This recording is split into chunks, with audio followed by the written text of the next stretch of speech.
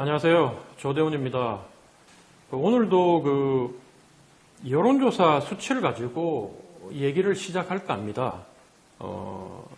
얼마 전에 이제 6월 3일부터 7일까지 리얼미터에서 조사해서 그저께 발표된 여론조사 수치가 있는데, 여기 여론조사 수치를 보니까 대통령 긍정 지지율은 39%, 부정 지지율은 58%인데, 여기서 좀 주목해야 될 그 수치가 뭐냐면, 오염수 공방이 한참 되던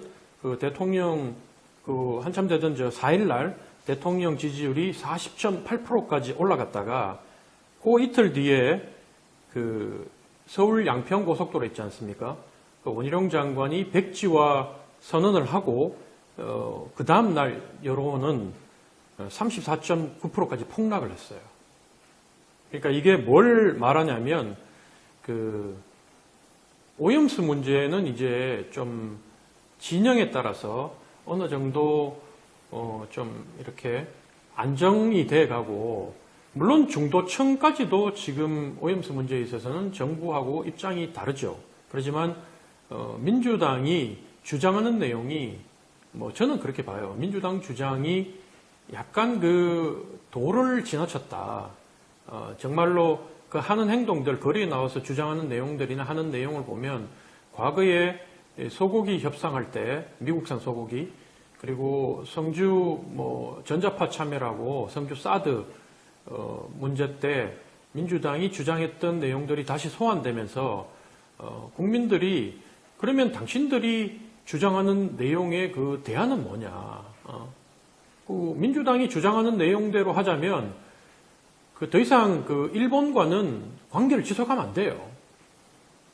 당연히 앞으로 수산물은 못 먹는 거고, 우리가 죽을 때까지 이제 바다는 죽음의 바다니까 그걸 먹으면 그분들이 얘기하기를 지금 당장 수치가 그렇게 나와도 30년, 50년 뒤에 어떻게 되는 게 어떻게 될지는 아무도 모르는 거다. 그래서 제가 얘기하기를, 과거에 광우병 때도 당신들이 그런 얘기 했지 않느냐. 그때도 나는 미국에서 30개월 이상 된 소를 먹고 있었는데, 그 당시에 비싼 소고기는 돈이 없어서 저희가 거의 극빈층에 드는 유학생이었기 때문에 그걸 다 먹고 있고, 부산물 이런 것들을 다 먹고 있었는데, 그걸 가지고 이제 미친 소 그러면서 인간 광우병에 걸릴 듯이 겁을 줘서, 저희도 그때 상당히 겁을 냈지만 지금까지 인간 광우병에 걸렸다는 사례는 단 한 차례도 없잖아요.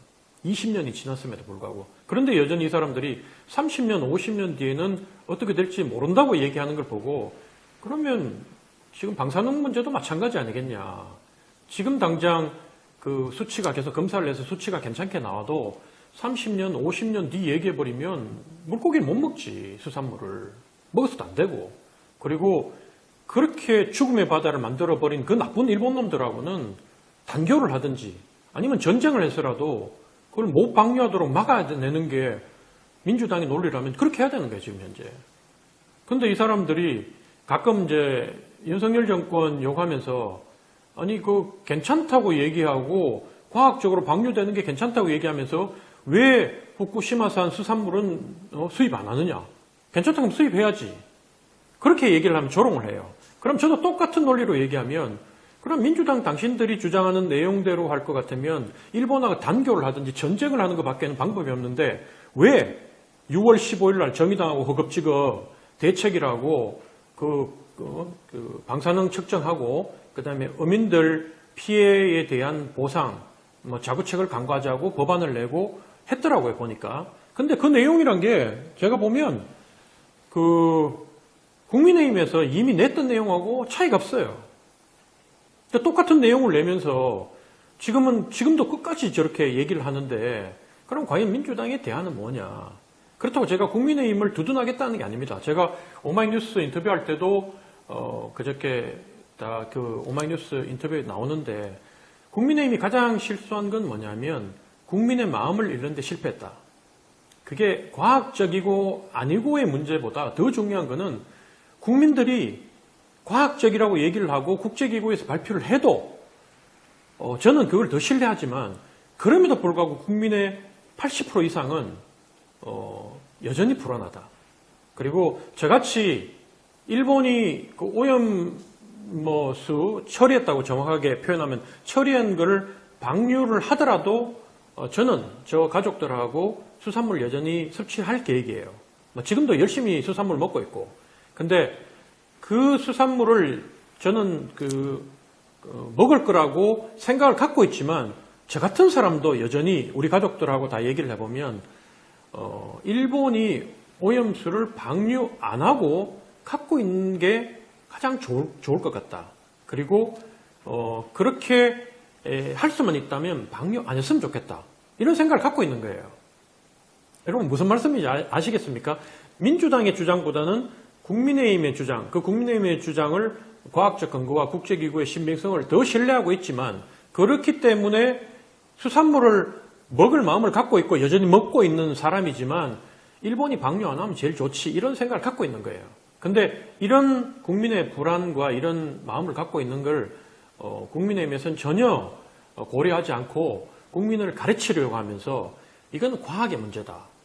그 얘기하면서 국제기구 관계자를 부르고 자기들이 생각하는 자기들이 옳다고 생각하는 그 학자를 불러가지고 얘기하는 부분이 국민들이 바라봤을 때 저 정부는 어느 나라 정부냐.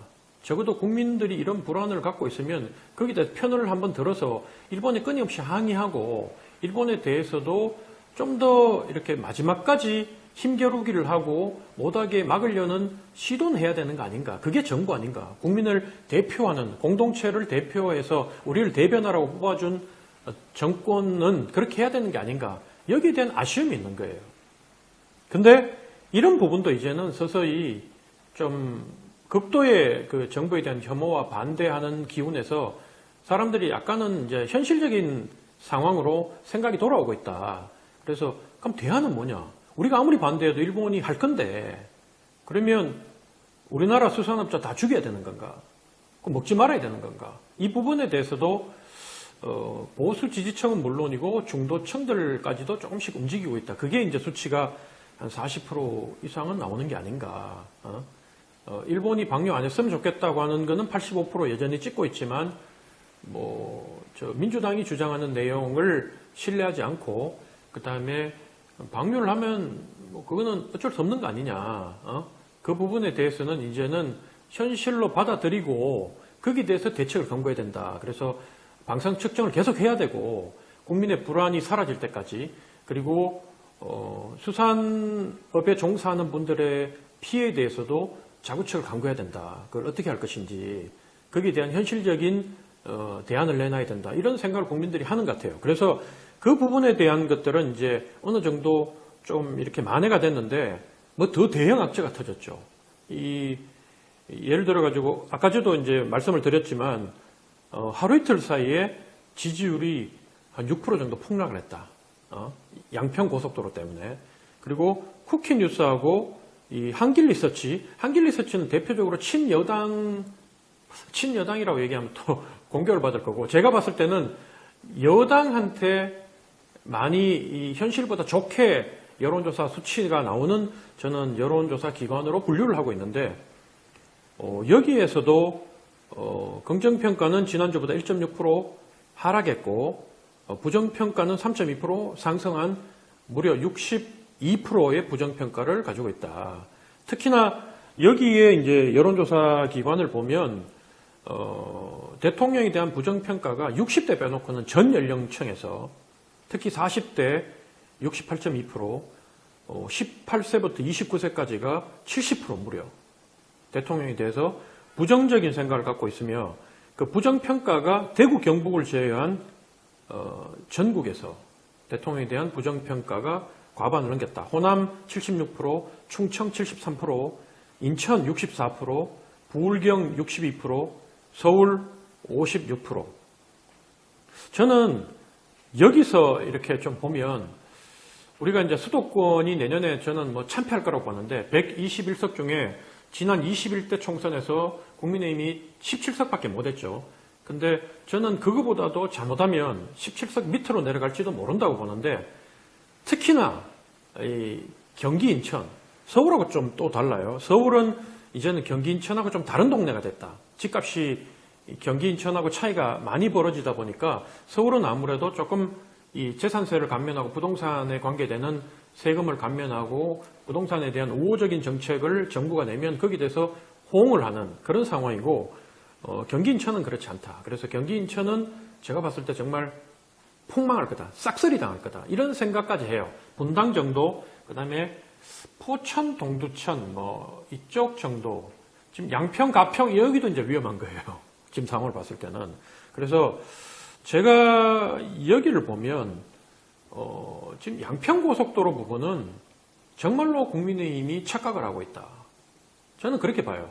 양평고속도로의 핵심은 뭐냐면 그 종점에 딴 것 떠나가지고 그 종점에 영부인 일가의 땅이 그 축구장 5개 크기만큼 있는 거예요. 축구장 5개 크기가 저는 몇만 평인지 모르는데 그 2만 평이라고 하던가?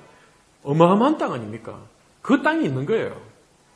거기가 원래부터 계획되어 있었다 하더라도 지금 민심은 대통령 영부인에 대해서 전혀 신뢰하지 않고 어떻게 보면 대통령보다도 더 비호감도가 높은 사람이기 때문에 그 일가들이 각종 지금 그 주식 문제라든가 뭐 재산에 관계되는 비리 의혹이 있고 끊임없이 국민들이 의혹을 제기하고 있는 상태에서 대통령 처가 일가가 그만큼 재산을 보유하고 있고 이미 그 땅이 수십 배가 올랐고 이런 상황에서 거기에 짓는 거는 원래 있었다 하더라도 국민이 그 사실을 알았다면 민주당 정부에서 계획에서 종점이 거기 되더라도 옮겨야 되는 상황이에요.